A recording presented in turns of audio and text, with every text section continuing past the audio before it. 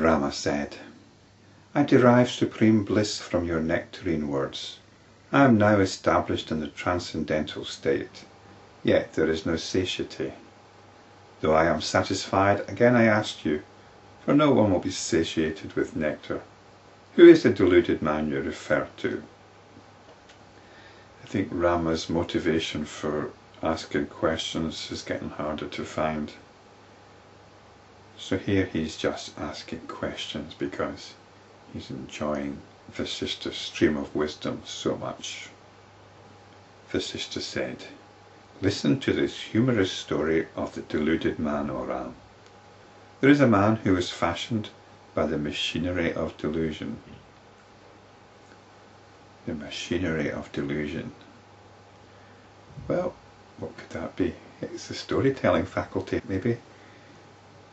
There was just a man. I made him up. Here is his story. He was born in a desert and grew up in the desert.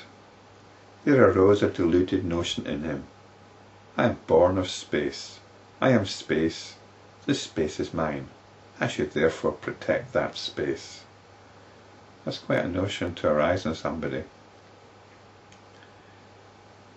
To think that they're born of space, and to think that they're space, and that space belongs to them, and therefore they should protect it. I suppose there might be some underlying analogy here though. Whatever we've got, whatever we think of as ourselves, we want to protect it. We've got the territorial imperative, haven't we? We want to mark out our territory and protect it. Having thus decided, he built a house to protect space. Seeing the space safely enclosed in the house, he was happy. But in course of time the house crumbled. He wept aloud, "O my space, where have you gone? Alas, it is lost." And of course this underlying attitude that I described is basically absurd. And that's the point of this story. We might as well try and protect space. Then he dug a well and felt that the space in it was protected. It too was lost in time. One after the other he built a pot, a pit, and also a small grove with 4 sal trees. Each of them perished after a short time, leaving the deluded man unhappy. Listen to the meaning of this story, O Ram. The man fashioned by delusion is the egosense. It arises as motion arises in wind. Its reality is Brahman. Not knowing this, the egosense looks upon space around it as itself and its possession. So whatever the egosense sees that around it is no different in nature from itself. It's all born of notions. Not understanding the reality of its nature, it looks away from its own reality. Thus it identifies itself with the body, etc., which it desires to protect. The body, etc., exists and perish after some time. On account of this delusion, the ego sense grieves repeatedly, thinking that the self is dead and lost. When the pot, etc., are lost, the space remains unaffected. Even so, when the bodies are lost, the self remains unaffected. The self is pure consciousness, subtler than even space.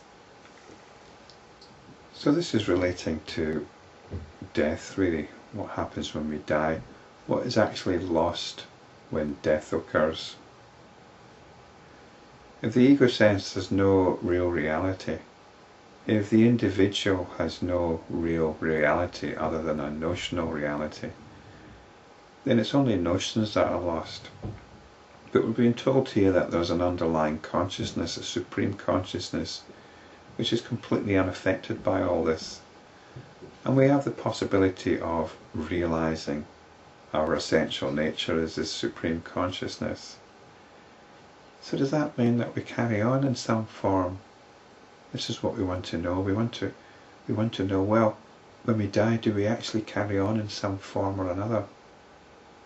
Is this giving us some kind of hope for that possibility? But what's that in question indicative of? That question is indicative of clinging on to the ego sense. death should be like a shaking out of old clothes. It's like a shaking out of all the dust and debris which is accumulated in our dusty closets of the egosense. So death is like a shaking off of all that dust, and we've got the pristine garment underneath once again. To see this teaching as a validation of some kind of life after death is to miss the point completely. It's just think there's some validation for the individual ego, for the reality of the individual ego. It's not even alive in the first place, that's the point. We're identifying with notions, with ideas. This is what we invest in. It might seem rather harsh to do this, but we do it all the time. When we're watching a good drama, we get involved in it, we emotionally invest in it. We might start crying or laughing as we watch it, as we get involved in it. At the end of it, we might still think about it a bit, but then we'll just get up and do something else. We might just forget about it altogether. So we've got caught up in a story. The egosense is described here as stories, as notions, as ideation, but it's really a story. We get caught up in stories. We get caught up in stories of death as well. And if you believe in reincarnation, you get caught up in stories of reincarnation. And if you believe in heaven and hell, you get caught up in stories of heaven and hell. But all these things are like the creations of the deluded man, the pot, the pit, and so on. These are all realities which we create for ourselves, but which have no reality really. The self is pure consciousness, subtler than space. And it seems like you're being asked to give up something wonderful, something precious, something valuable.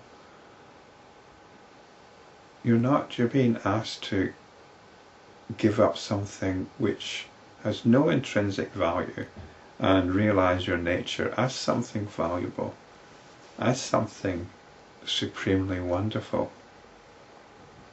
This is what we're throwing away all the time. O Ram, it is never destroyed. It is unborn. It does not perish, and it is the infinite Brahman alone that shines as its world appearance. Knowing this, be happy forever.